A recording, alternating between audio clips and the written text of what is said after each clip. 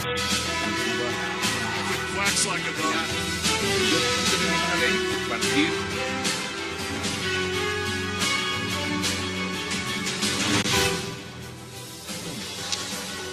Bienvenidos a 360 grados, una visión global de la noticia, un espacio para debatir sobre todo lo que sucede en Colombia y en el mundo. Y hoy empezaremos 360 hablando de la muerte del llamado zar de las Esmeraldas, Víctor Carranza, un polémico empresario que siempre fue señalado de ser uno de los padres del paramilitarismo, pero al cual nunca se le pudo probar absolutamente nada. Carranza murió a los 77 años, víctima de un cáncer de pulmón, y ahora su muerte es vista con signo de preocupación ante una posible nueva guerra por el control de las minas de Esmeralda en Boyacá. ¿Quién fue Víctor Carranza y qué consecuencias traerá su fallecimiento? Ese será uno de nuestros debates esta noche en 360. Y también hablaremos de un desafortunado foro en el Congreso referente al matrimonio entre parejas homosexuales, al cual asistió el procurador Alejandro Ordóñez para ratificar su oposición al mismo y, paradójicamente, para declararse víctima de algunos periodistas. El procurador Alejandro Ordóñez expresó que entre porro y pase, tienen el deporte de estigmatizar a quienes no aceptamos determinada ideología, dijo, al tiempo que se debe y debe ser la sociedad quien decida al respecto del matrimonio gay. ¿Lograrán los activistas civiles vencer al poderoso procurador Alejandro Ordóñez? Tema de debate esta noche en 360 y ya en segundos le doy la bienvenida a nuestros invitados. Wax like a dog. Tenemos una ley por partir.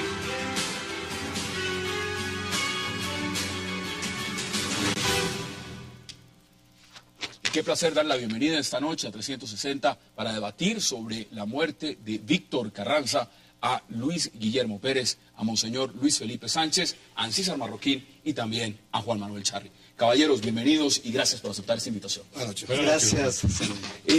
Ancísar, empiezo con usted. Señor. El tema de Víctor Carranza, conocido como el zar de las Esmeraldas. ¿Quién era realmente Víctor Carranza entre los esmeralderos y por qué se está hablando de que puede haber una guerra de sucesión por este tema?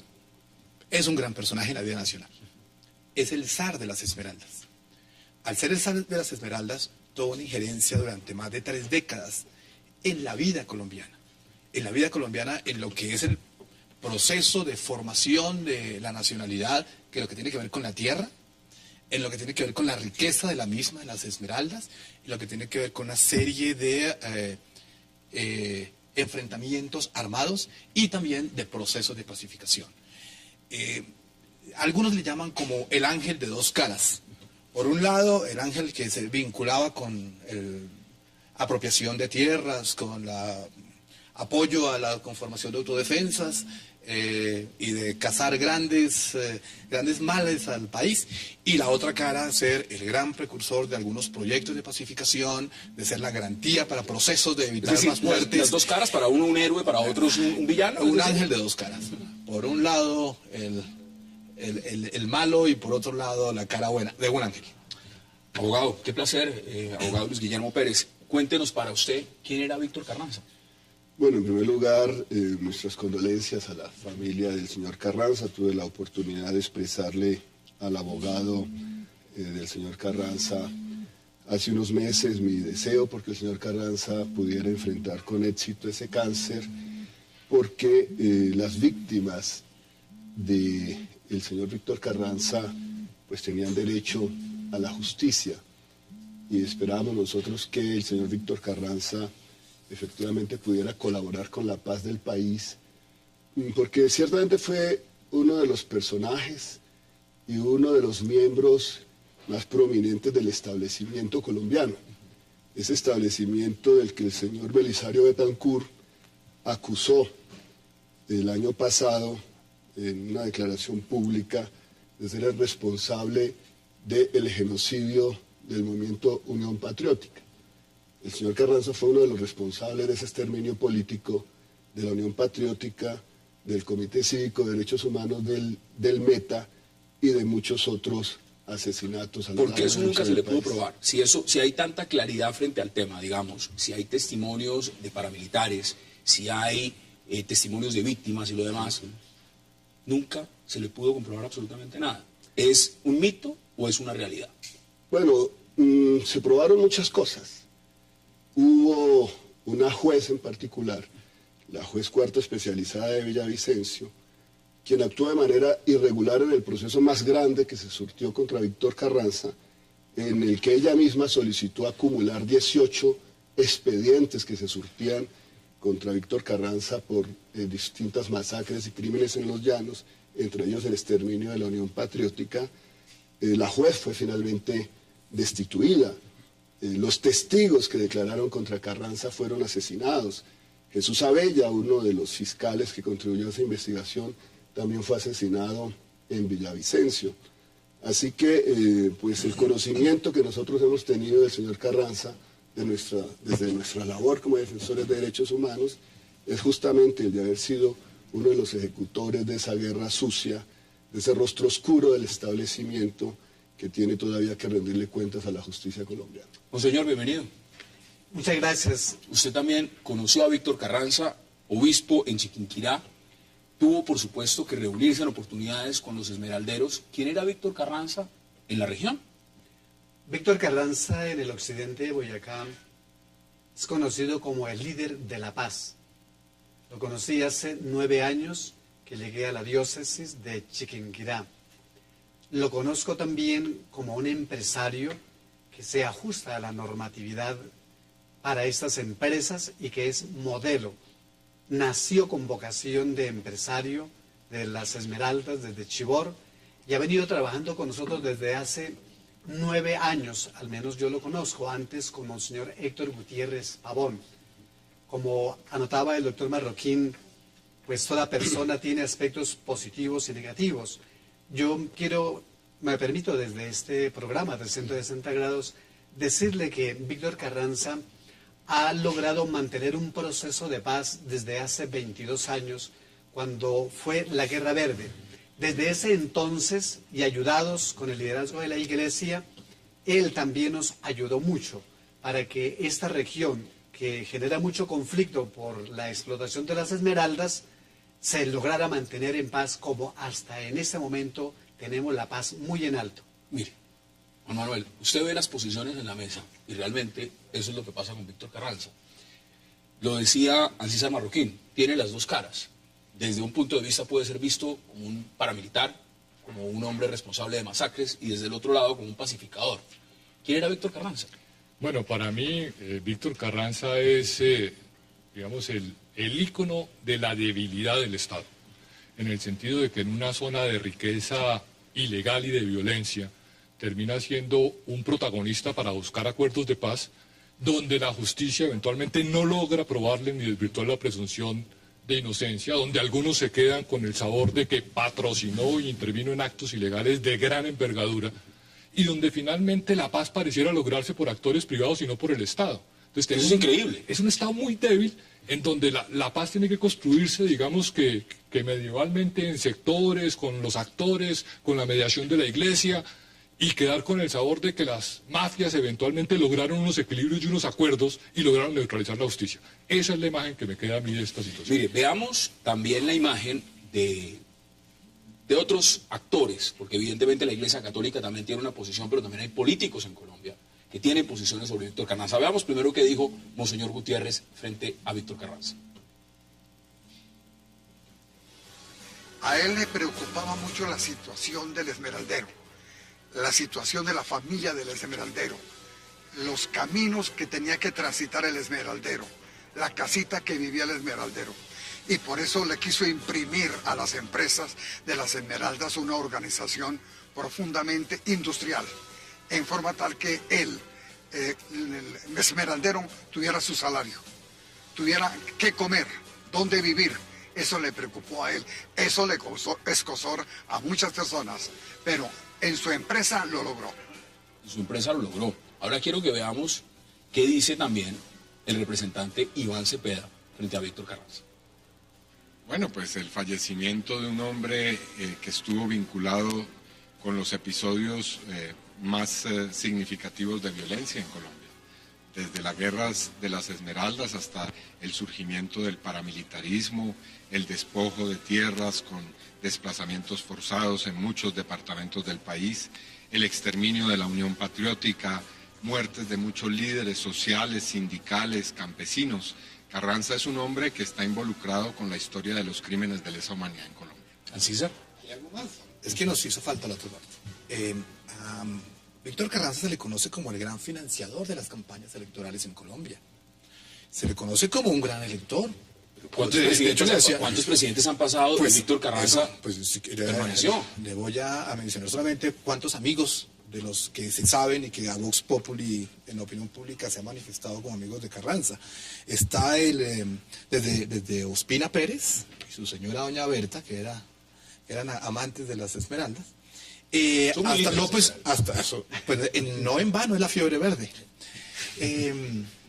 Está el presidente López Miquelsen, está el presidente Misael Pastrana, de cuyos incluso recibió bondades, porque uno le entregó las concesiones de las minas de Esmeraldas y otros les entregaron grandes extensiones de tierras, ¿sí?, que hacen parte de lo que hoy se calcula que son cerca de 2 millones de hectáreas que son de Yo había visto unas cifras cercanas a 1 millón, y yo se lo pregunto porque uno de los temas, cuando se le acusa a alguien de paramilitarismo y al mismo tiempo se le vincula con pertenencia hablemos de más de 1 millón de hectáreas, que eso ponerlo en contexto para que los televidentes puedan entender que es 1 millón de hectáreas, sería 6 veces el tamaño de Bogotá, o más o menos la mitad del departamento de Cundinamarca. Esa es la dimensión de tener uno más o menos 1 millón de hectáreas. Cuando uno habla de esa extensión de tierra, pues uno se pregunta, por Dios, ¿cómo las obtuvo?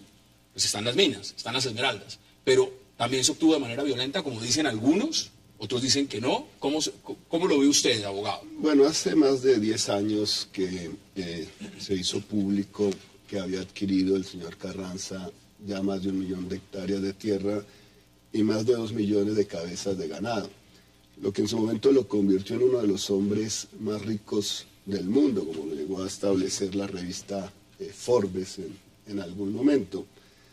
Sin duda, en un escenario de violencia, de desplazamiento forzado y de despojo, muchas de las propiedades del señor Carranza no fueron precisamente bien habidas, no producto de sus negocios lícitos. Hay una mezcla de negocios lícitos e ilícitos que tiene que ver también con los nexos que se denunciaron permanentemente con muchos de sus hombres que trabajaron con él, con rutas del narcotráfico. Una pregunta evidentemente ahí, ¿por qué un hombre que tiene unas minas de esmeralda, hablando de las 4 gemas más importantes, el diamante, el zafiro, el rubí, la esmeralda, y las minas son de él, prácticamente la explotación es de él, ¿qué necesidad tiene este hombre de entrar en el narcotráfico? Se preguntan muchos. Es obvio, ¿no? Es la pregunta que uno podría hacerse. Si tiene tanto dinero, ¿para qué necesitaría más? Es la misma pregunta que nos hacíamos cuando se decía que habían incorporado a la campaña presidencial de Ernesto Samper miles de millones de pesos provenientes del cartel de Cali. No lo creía, porque decía, pues Samper no necesitaría esas cosas. Pero en fin, en las ambiciones del poder, en las ambiciones de tener más y más riquezas y más poder, pues se presentan ese tipo de escenarios. Lo cierto es que esto no lo decimos nosotros, ustedes lo han visto en los documentos que desclasificó el Departamento de Estado, los cables de Wikileaks, lo que presentó Michael Evans el año pasado, de cómo se señaló reiteradamente los vínculos del señor Carranza con el narcotráfico y con el paramilitarismo. Así que la pregunta gruesa tiene que ver con algo que decía el doctor Charri, la ausencia de Estado.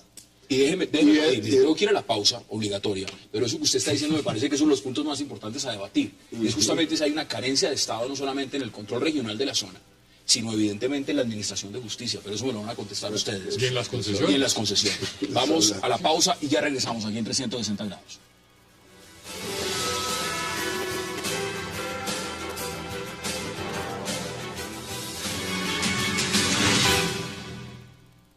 No creería, los procesos que ha sufrido el occidente boyacense han hecho que la región esté estable. No creería que se presente. Podrá haber alguno que otro incidente, pero no creería, después de la historia aciaga, de aquellos eventos tan malos del pasado en el occidente, no, del departamento de Boyacá, no creo que se vayan a repetir. Regresamos a 360. Monseñor, hay un tema fundamental también que hay que hablar, y es, en este momento ya se han reunido varios de los esmeralderos, que fueron socios o tienen parte en las minas, y han firmado un pacto de no entrar en guerra.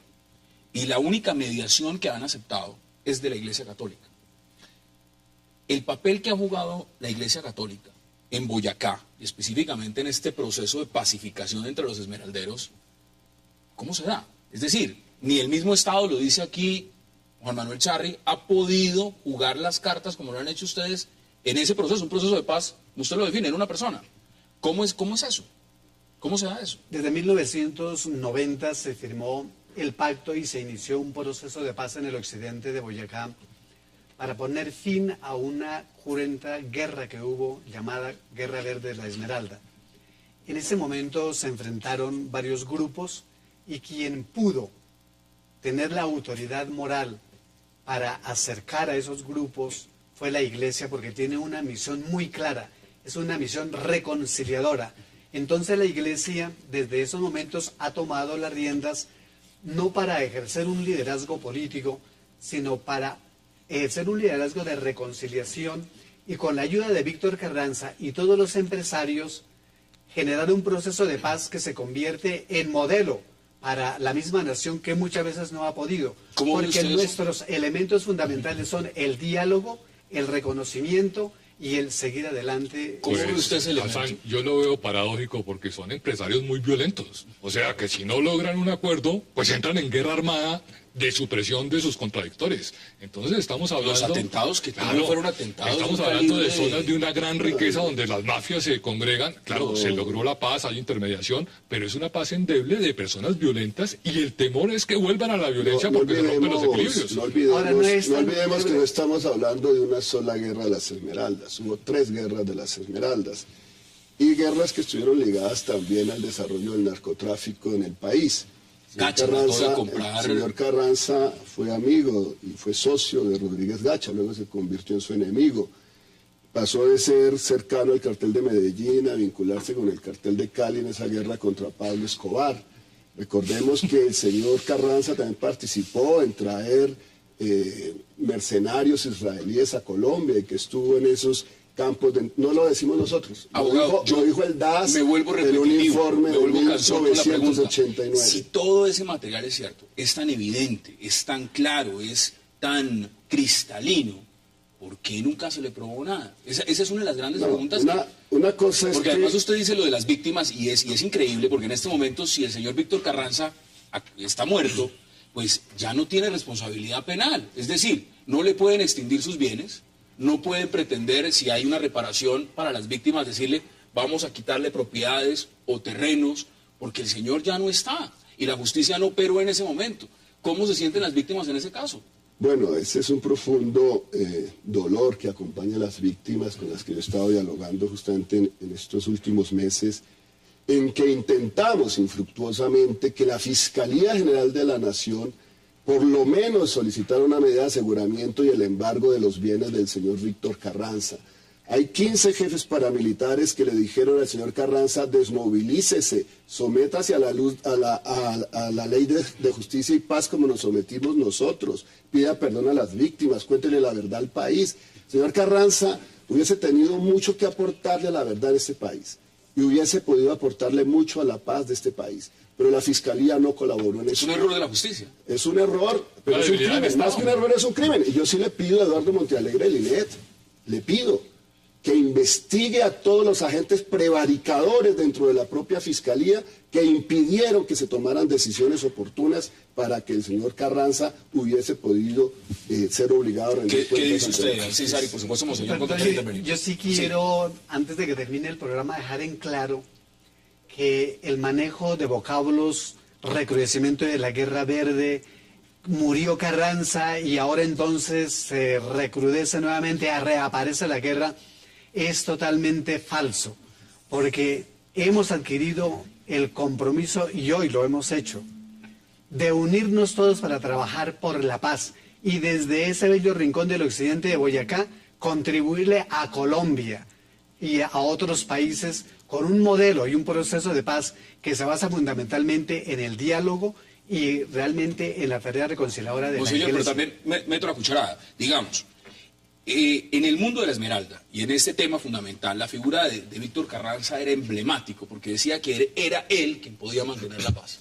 No había otra persona, que era él el único garante de esa paz. Y por supuesto está la Iglesia Católica como garante también, pero que el hombre fuerte que podía mantener el equilibrio era Víctor Carranza. Víctor Carranza ya no está. En este momento hay otros que quedan en el poder. La pregunta que surge inmediatamente es si van a haber enfrentamientos de control. Sí, de ninguna clase, porque en este momento los empresarios todos están unidos. Está la presencia del Estado, que en otro momento de pronto fue muy escasa en los tiempos de la Guerra Verde. No se tiene la capacidad económica para hacer un enfrentamiento. Y sobre todo, y lo más importante que quiero decir es que en este momento, al mismo tiempo que lamentamos la muerte de Carranza por su querida familia, por todos los empresarios, nace en todos nosotros en el occidente de Boyacá una voluntad de paz indeclinable.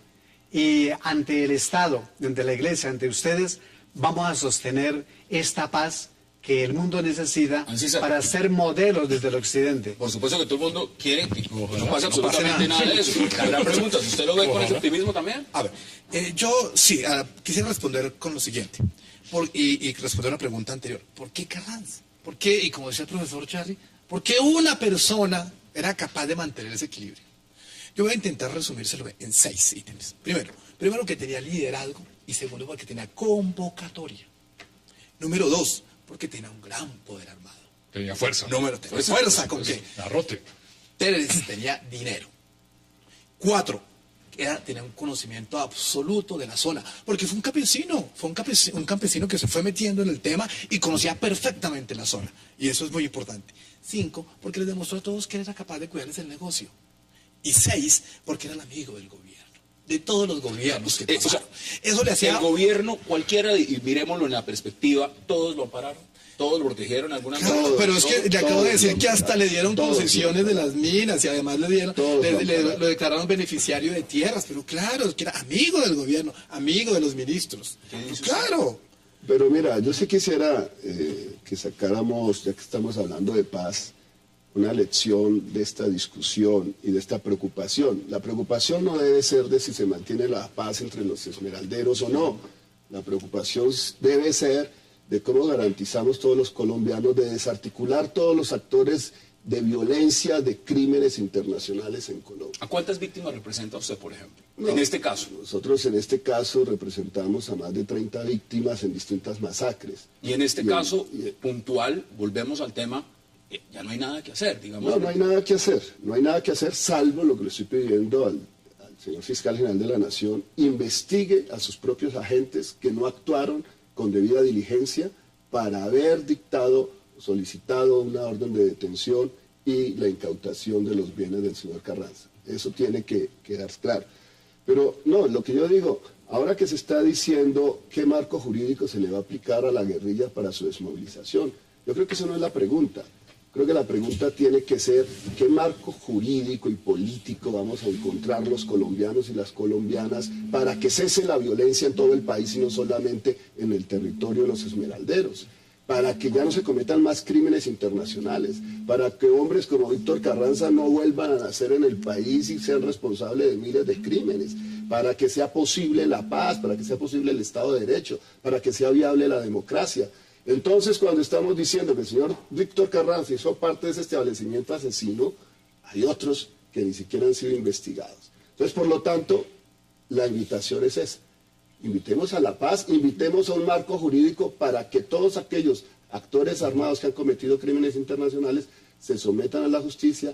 ¿Qué dice usted como constitucionalista? Y pidan perdón a las víctimas. ¿Tiene sus conclusiones sobre este tema? Voy a ser muy breve y voy a decir que la llave de la paz, no solo en Boyacá, en la zona esmeraldífera, sino en La Habana y en Colombia, es verdad, verdad y verdad. Y eso está Y si no reconocemos la verdad, no reconocemos que hubo acciones delincuenciales, no hay arrepentimiento, no hay reparación, no vamos a alcanzar una paz sólida y duradera. Deme sus conclusiones, al César, y también, por supuesto, Monseñor. Yo pienso que el ejemplo de Carranza es un ejemplo del caminar sobre la cuerda floja de la legalidad y de la ilegalidad. Carranza logró llevar el negocio ilícito de la ilegalidad a formalizarlo y a legalizarlo, y hasta lo convirtió en toda una bolsa mundial, que es la Bolsa de las Esmeraldas, y vinculó a japoneses, a rusos, y volvió a ser un gran negocio mundial. Como un gurú de la Esmeralda, un gran líder comercial, empresario. El hombre de negocios de la Esmeralda del mundo. Eso es un ícono en el tipo de los negocios. Punto. Y segundo, hace un mes y medio, más o menos, Hassan, con la iniciativa de la gobernación de Boyacá, se suscribió un gran acuerdo entre las fuerzas de Boyacá. No solamente las fuerzas vivas, que estuvo la iglesia presente como garante, y estuvo la academia, porque estuvieron las universidades, y estuvo la asamblea departamental. El gobernador de Boyacá creó una entidad para la reconciliación. Pero todo eso muy bien, y al ejército y a la policía, todo eso muy bien, pero le hacía falta algo. Dígamelo rápido. Le hacía falta Carranza. Si Carranza no suscribe, eso no funciona. En 30 segundos, deme sus conclusiones. Nosotros hemos avanzado con nuestro líder de la paz en el occidente de Boyacá durante un año, dándole un marco jurídico a nuestro proceso de paz. Así es que hemos creado los consejos municipales de paz y hemos hecho la asociación de paz dirigida por la iglesia, y con la ayuda de la Asamblea Departamental y el gobernador se ha creado la Corporación Paz Viva de Boyacá. De esa corporación nacerá el 4º laboratorio de paz, que va a unir a las autoridades locales, departamentales y nacionales para trabajar por una paz integral, especialmente con justicia social y con mucha responsabilidad de la empresa. Esperemos que la región, Hassan, una última invitación. Invito a todos los televidentes de su programa a que lean este libro del sacerdote jesuita Javier Giraldo. Súbalo un poquito para que lo pueda ver la cámara. Del sacerdote jesuita Javier Giraldo y del congresista Iván Cepeda sobre Víctor Carranza. Víctor Carranza, alias el patrón, para que se desmitifique al señor Carranza. Y nuestra invitación para conocer a Chiquinquirá, la capital religiosa de Colombia, y también el lindo occidente de Boyacá. Se nos acabó el tiempo, pero tenemos otro tema. Monseñor, muchas gracias por haber aceptado la invitación, y por supuesto, abogado, también. Gracias por haber estado. Vamos a la pausa y ya regresamos, porque vamos a debatir también sobre un tema muy polémico en Colombia que tiene que ver con el matrimonio igualitario.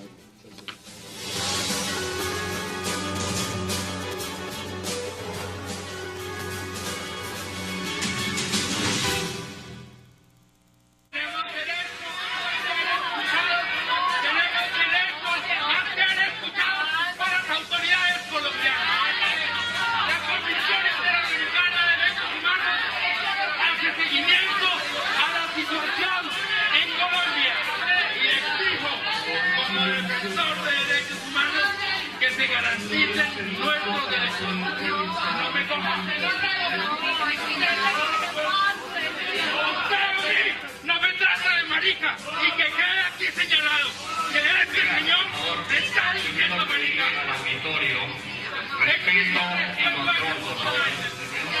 ¿Por qué motivo lo quieres sacar? ¿Por qué motivo lo vas a sacar? No me cojas. ¿Usted por qué lo va a sacar? Estoy grabando, estoy grabando. Estoy ejerciendo un derecho. No me cojas. No me cojas. ¿Por qué lo quieres sacar? ¿Por qué no? Estamos grabando para bajar a todo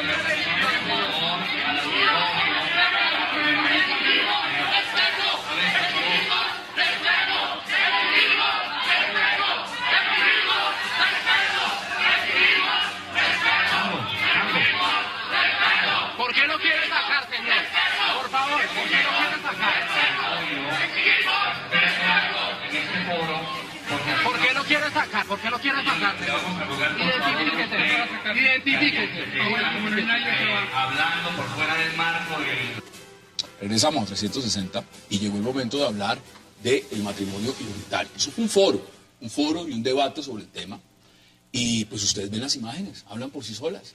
La gran pregunta, Juan Manuel, es ¿qué está pasando en el debate político? Oiga, no, faltó llevar la mediación de la iglesia. Bueno, porque... por lo menos aquí estaba Monseñor Sánchez y dice, le había dicho, pero ¿usted cómo ve lo que está pasando con el tema del A mí debate? me parece que hay una gran intolerancia en la política colombiana, falta de nivel para las discusiones que deben ser racionales, con argumentos, respeto por la diferencia. El tema del matrimonio gay para mí se resume en que estamos presenciando el tránsito de la educación de una generación que fue educada de una manera donde se le dijo que eso era una enfermedad, que era mal visto, a una educación pluralista donde nos dijeron es un tema genético que se debe entender y se debe aceptar. Estamos viviendo ese tránsito y tenemos que respetar las dos posiciones y buscar, que en eso estoy de acuerdo con el procurador, buscar que haya una decisión política que asuma un marco jurídico para ese tema y no una decisión judicial, que es lo que ha ocurrido, y digamos que los interesados quieren llevar esa decisión judicial a los espacios políticos y ganarse unas mayorías que aún la sociedad no ha construido. Quiero darle la bienvenida también porque nos acompañan, se unen a esta mesa de debate Catalina Luis Navarro y por supuesto también el concejal Marco Fidel Ramírez. Gracias por aceptar la invitación. Muchas gracias por invitarme. Concejal, Gracias, Hassan. aquí tengo el Mirador 42. ¿Cómo ve usted el tema del matrimonio homosexual? El debate de lo que significa esto en Colombia. ¿Usted está a favor o está en contra? Bueno, me parece que el artículo 42 de la Constitución Política es absolutamente claro y no admite reinterpretaciones adicionales. La familia es el núcleo fundamental de la sociedad y está constituida por un hombre y por una mujer de libre voluntad unidos en matrimonio. El Estado está en la obligación de proteger ese núcleo familiar fundamental, hombre y mujer, en su integridad, en su intimidad y en su dignidad. Me parece que llamar matrimonio a lo que no es matrimonio es un craso error. Y me parece también que desconocer el espíritu del artículo 42 de la Constitución Política es proceder en contravía de la voluntad del constituyente primario que determinó plasmar en la Constitución Política la familia como núcleo fundamental con la definición expresa que, por cierto, respeta el orden natural, hombre y mujer. Hoy nos pretenden decir de una forma muy particular, agresiva, como lo vimos en el debate esta mañana, que fue un auténtico saboteo de la comunidad LGBTI a un foro civilizado, respetuoso, en el que estaba hablando el señor Procurador General de la Nación. Pues allí llegaron personas que piensan diferente a la gente que estaba en el foro, pero que procedieron de una forma absolutamente irrespetuosa. La concejala Angélica Lozano, que usted la conoce, dice, a mí me golpearon. Ella dice eso, dice, a mí me golpearon y me fueron a sacar y hay antecedentes. Y pues uno ve el video y uno se hace muchas preguntas, pero mire. A la concejala Angélica no la golpearon, Hassan. Sí. Me imagino que mañana resultará golpeada. Pero yo vi cuidadosamente... Ella no aparecerá mañana golpeada, yo ella vi la golpearon. Cuidadosamente tratando las de imágenes defender a Daniel RCN, Sastoque. y por supuesto ahí lo que hubo fue un show mediático de autovictimización típica de la comunidad LGBTI, que en ausencia de argumentos, que en ausencia de respeto y que en ausencia de seriedad, pues bueno es el saboteo. ¿Qué dice usted? Bueno, yo te cuento que yo conozco a Daniel Sastoque, que es una de las personas que estaba... Es el que está ahí en este momento, lo estamos viendo ahí en el video que está Sí, filmando. y he hablado con él hoy, y básicamente lo que sucedió es que se hizo un foro abierto, se convocó a un foro abierto, supuestamente para discutir el matrimonio igualitario, pero resulta que las personas que estaban hablando solamente eran las personas en contra del matrimonio igualitario, por supuesto diciendo unos argumentos absurdos, que además son irrespetuosos, porque decirle a alguien que su manera natural, que su forma de vida no es natural y que es una abominación, es una falta de respeto. ¿Qué dice usted de los argumentos? Porque, por ejemplo, Pues, el concejal pone sus argumentos sobre la mesa. ¿Qué dice usted de los argumentos? Eso del orden natural, empecemos porque el matrimonio no es natural. Es que, ¿cómo así que el orden natural? ¿Qué tiene de natural el matrimonio? ¿Qué tiene de natural estar discutiendo esto en este programa? Si vamos a renegar de las cosas que no son naturales, pues tenemos que andar en bola, montados en unos árboles, devolvernos a la selva. Si vamos a decir que además todo lo natural no es bueno. Una mantis religiosa, cuando se aparea, se come al macho. Ahora entonces vamos a decir que una viuda, porque eso es natural, porque sucede en la naturaleza la homosexualidad también es natural, existen otras especies. En el cristianismo hay un rito que casaba hombres, que se llama adelfopoiesis, y se encontró una tumba en Inglaterra a principios de siglo, en donde están casados John Fitch y Thomas Barnes. Esto lo descubrió el historiador Alan Bray, así que ni siquiera es un ritual extraño para el cristianismo. Es un tema y la discusión se está perdiendo en carácter religioso, en un carácter de principios, cuando esto es un tema de derechos. Es de avanzada, digamos, en cualquier país del mundo hoy en día, si los seres humanos tienen igualdad de derechos. Este es un Estado laico. En un Estado laico hay personas como el concejal que puede ser católica y que puede tener todas las creencias que quiera y decir las cosas tan ofensivas que dice con tanta frecuencia. Eso lo puede hacer perfectamente en un Estado laico. Pero imponer esas creencias limitadas al resto de la sociedad que es diferente y piensa diferente y que tiene los mismos derechos que tenemos todos, es ridículo que uno le diga a una persona que no se puede casar. Bueno, en verdad, mire... Porque ese es el debate, mire, ahí ese es el foro. El foro y lo que estamos viendo el debate, me parece que eso es propio de una sociedad en formación. ¿Formación qué quiere decir? ¿Es atrasada? En que vamos avanzando. Venimos del pasado hacia el futuro, básicamente. Hasta hace muy poco a las comunidades LGTBI ni siquiera se les reconocía, no se les permitía. Hoy se les acepta. Pero digamos que la discusión ha subido de nivel. Y eso es un escenario en donde el LGTBI tiene que presentar su papel. ¿Por qué digo que ha subido de nivel?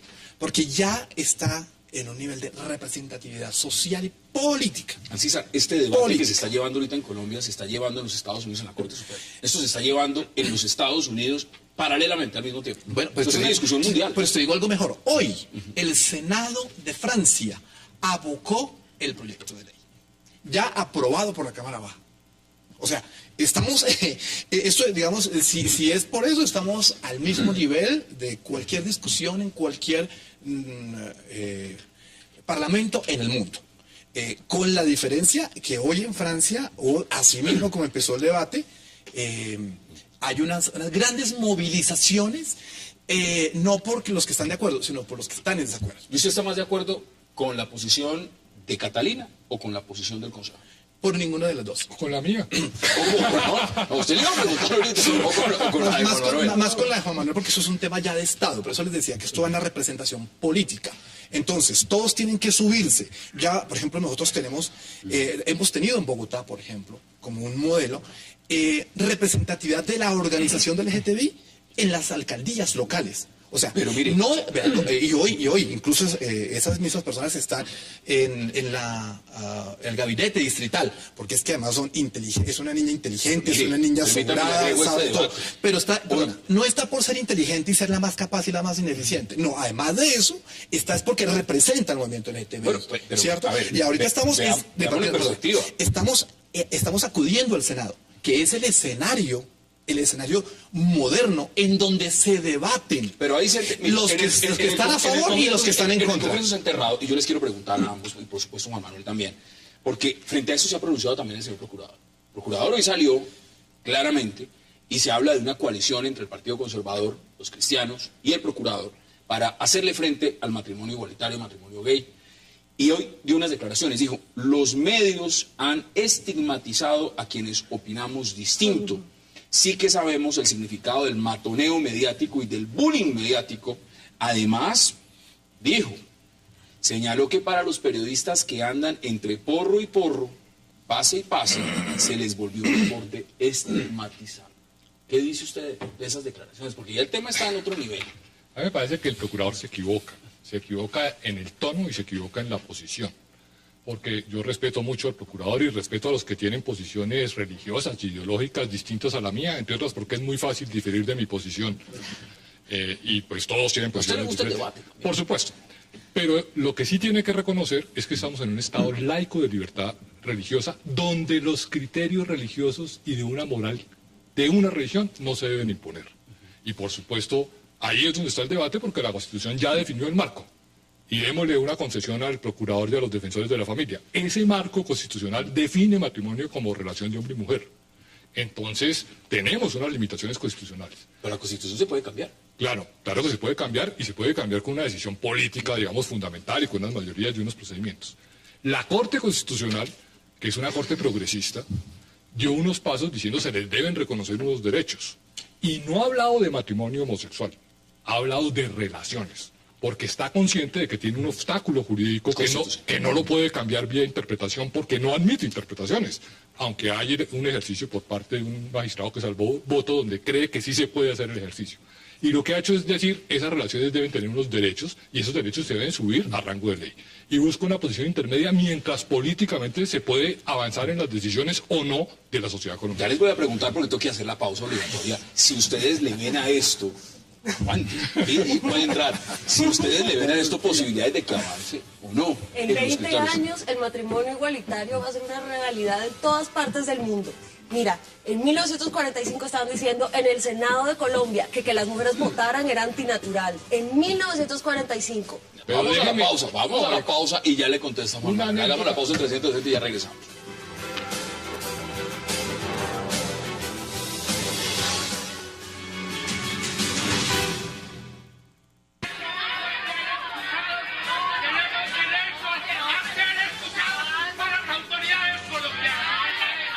Manuel, rápidamente, porque el concejal está que se habla. Que yo creo que dentro de 25 años no va a haber matrimonio. Alguna vez le preguntaron a Mariano Ospina que qué opinaba del matrimonio en Colombia y dijo, tenemos que hacer que la gente se case. Y yo creo que la gente ya no se quiere casar. O sea, que sí. Bueno, concejal, tiene usted la palabra. Muchas gracias. Pues simple y llanamente, creo que nos conviene también recordar en esta discusión tan amable el artículo 113 del Código Civil, que establece que una de las finalidades del matrimonio es la procreación, mediante la cual se asegura y se salvaguarda la supervivencia de la especie. Me parece que llamar matrimonio a hombre con hombre y llamar matrimonio a mujer con mujer, inclusive ni semánticamente ¿y los matrimonios de parejas porque estériles qué? Hombre y hombre son par, mujer y mujer son par, pero la Constitución es categóricamente clara. Concejal, la familia es el núcleo fundamental de la sociedad. No está es constituida un por un hombre y corrientes. por una mujer. Y en ese orden de ideas, independientemente del desarrollo de las modernidades que tanto entusiasman a la comunidad de la diversidad, es evidente que el futuro que le espera a la familia, si el Senado de Colombia se cubre de vergüenza aprobando esta forma de matrimonio en parejas del mismo sexo, la pregunta mía es entonces, ¿a dónde vamos a ir? Colombia evidentemente es un Estado laico y por supuesto es un Estado más que laico aconfesional que no desconoce, doctor Charri, el hecho religioso. Lo plasmó en la propia Constitución. Artículo 19. Lo desarrolló en la Ley 133. Lo proyectó en el Decreto 782 y lo plasmó en el Convenio de Derecho Público Interno con las comunidades cristianas del país. Yo creo que la Honorable Corte Constitucional, que merece todo nuestro respeto, se excedió en su competencia. Se excedió la porque al tomar la determinación de reinterpretar el artículo 42 de la Constitución Política y conminar al Congreso de Colombia con fecha explícita en la forma como lo está haciendo, prácticamente está legislando por encima del Congreso.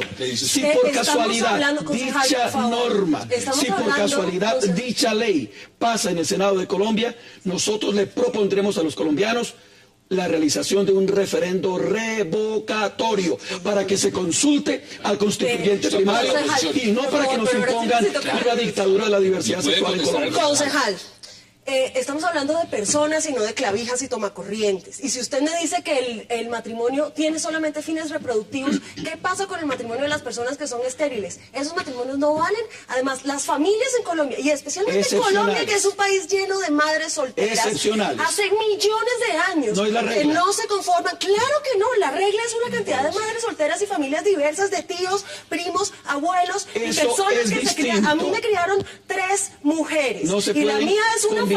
Peras con manzanas. Claro que es sí, distinto. porque no estamos hablando, no se trata de que las personas enchufen, estamos hablando de amor. No llamen matrimonio a lo que no es matrimonio. Hay un tema que es familia, ¿no? Yo los invito a que lean un autor que es Alvin Toffler, que habla de las 3 olas primero de la producción económica, pero que deduce de esa producción económica 3 formas de familia muy distintas. Dice uno, la producción agrícola produce una familia extensa de abuelos, primos, nietos, etcétera, La producción industrial produce una familia nuclear, hombre, mujer e hijos.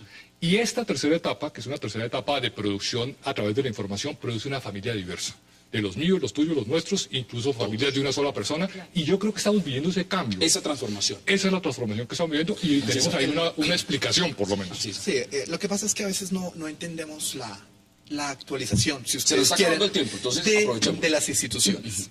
A veces esperamos que el Congreso, por ejemplo, y en los países, no solamente en los subdesarrollados, sino ya en los desarrollados, vayan a la misma velocidad que van teniendo los cambios sociales. Y resulta que no, tienen su proceso. Y yo pensaría que no se le puede ni colgar ni quemar al Congreso porque apruebe, ni tampoco se le puede quemar al Congreso porque no apruebe. Pues aquí Catalina está diciendo que en 25 años estos matrimonios están aprobados en todas partes del señor, mundo. nos vamos a estar burlando y aquí de está esta diciendo conversación. el doctor Charri que ya no va a haber matrimonios. Seguramente. Pero eso sería una absoluta tragedia para esta sociedad. Porque una sociedad que aplasta a la familia, una sociedad que desconoce el matrimonio, es una sociedad que termina negando el orden natural y es una sociedad que termina sacrificando su posibilidad de supervivencia. Es que vivimos en áreas de la modernidad, hoy en una sociedad que a lo malo se le llama bueno y a lo bueno se le llama malo, a lo dulce se le llama amargo y a lo amargo se le llama dulce. No llamemos matrimonio lo que no es matrimonio. Hasta la propia Academia Española de la Lengua define matrimonio, unión entre un hombre y una mujer. Y la realidad natural también lo define de esa manera. Es lo que usted necesita. En el diccionario ya cambiaron la definición de diccionario, si es lo que usted necesita. En Colombia todas las personas tienen iguales derechos y dos personas que se aman pueden conformar una familia y tarde o temprano esto va a ser una realidad, así que vaya haciéndose a la idea. Se pueden amar, pero no llamen matrimonio lo que no es matrimonio. En Colombia, las instituciones dependen de su sociedad y van mucho más atrás del desarrollo de la modernidad. Por lo tanto, esto es un país conservador. En todos los comportamientos que ustedes quieren, mírenlos. En su generalidad, eso es. Y ese es el reflejo de sus instituciones. Conclusiones. 20 segundos. Yo creo que la comunidad LGTBI ha asumido una posición, digamos, de buscar un triunfo simbólico en obtener un reconocimiento a través de la institución del matrimonio, que es una institución en crisis. O sea, la institución se está acabando y ellos quieren, digamos, lograr simbólicamente ese máximo reconocimiento en esa institución tradicional de la educación anterior. Hassan, la familia es el núcleo fundamental de la sociedad. Está constituida por un hombre y por una mujer. Artículo 42 de la Constitución Política. El Estado está en la obligación de proteger la familia en su integridad, en su intimidad y en su dignidad. Matrimonio es hombre y mujer, nadie debe escandalizarse por ello. Lo dicta la Constitución, lo dicta el orden natural y lo dicta la tradición de este país, que una pequeña minoría pretende forzar imponiendo un concepto de auténtica dictadura de la diversidad sexual que creo que el Congreso de Colombia no debería aceptar. Ahí está su posición, sus conclusiones en 20 segundos. No estamos, dar la opción y dar un derecho no es imponer nada, porque abrir una opción no es imponer nada. Usted es el que quiere prohibir, haciendo una prohibición, imponerle un estilo de vida a todos los demás. Y eso no lo puede hacer. La Constitución dice que hay que respetar la diversidad y que no se puede discriminar. Catalina, gracias por aceptar la invitación. Gracias. Constitución política. ¿Quiere agregar algo en 10 segundos? Sí, que pertenezco a una minoría sexual, que es heterosexuales de un solo matrimonio. Un solo matrimonio. Sí. ¿Y le gusta? Igual. Gracias por gracias por acompañarnos y nos vemos mañana a la misma hora para seguir debatiendo la agenda política de Colombia y del mundo. Hasta una próxima oportunidad.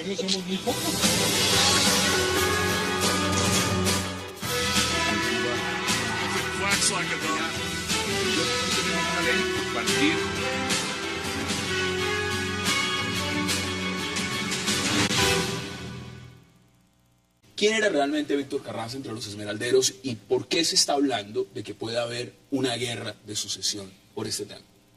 Es un gran personaje en la vida nacional. Es el zar de las esmeraldas.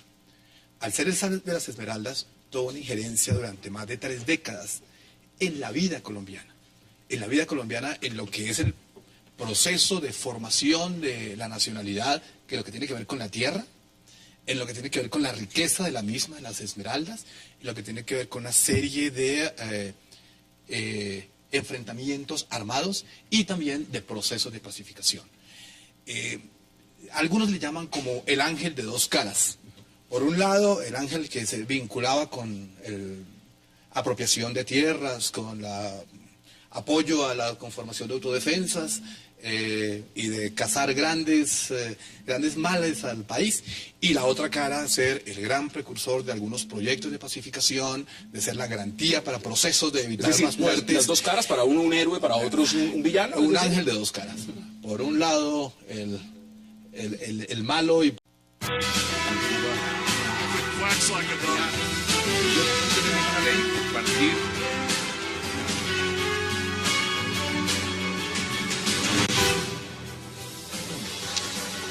Bienvenidos a 360 grados, una visión global de la noticia, un espacio para debatir sobre todo lo que sucede en Colombia y en el mundo. Y hoy empezaremos 360 hablando de la muerte del llamado zar de las Esmeraldas, Víctor Carranza, un polémico empresario que siempre fue señalado de ser uno de los padres del paramilitarismo, pero al cual nunca se le pudo probar absolutamente nada.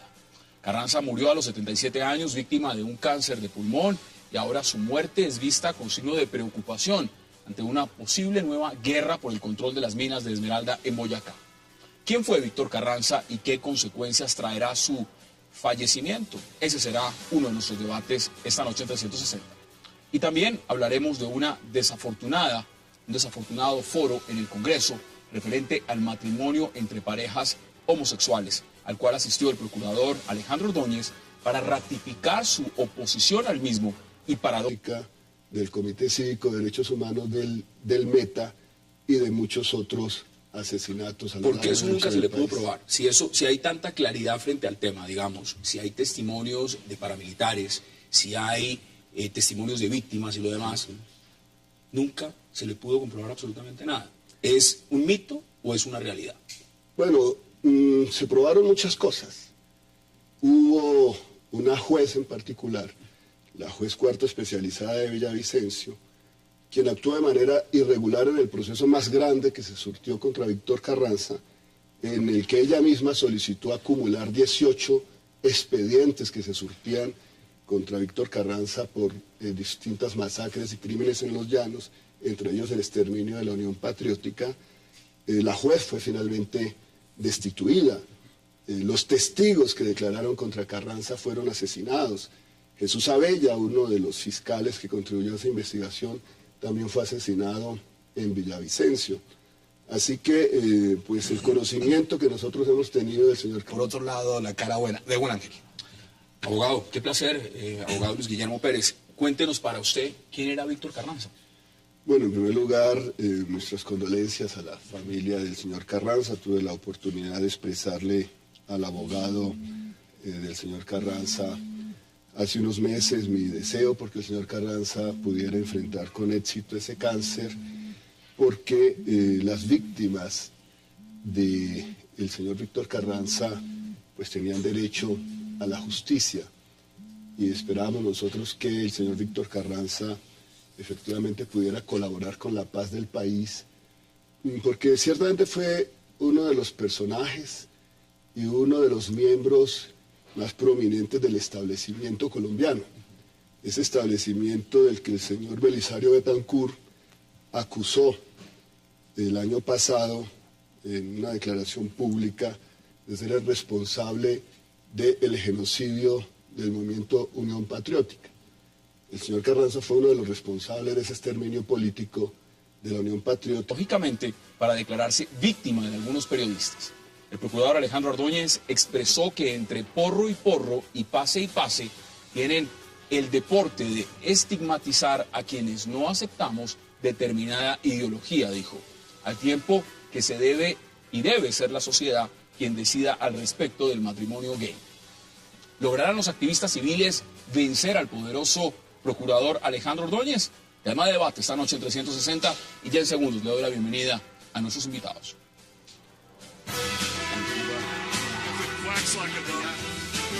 Tenemos una ley a partir